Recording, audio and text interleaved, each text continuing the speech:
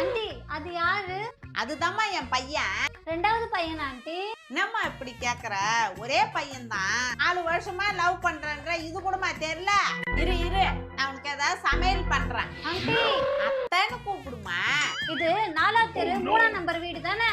ஐயோ இல்லம்மா, இது 3வது தெரு 4ஆம் நம்பர் வீடு. ஐயோ சாரி ஆண்டி, நான் வீடு மாறி வந்துட்டேன்.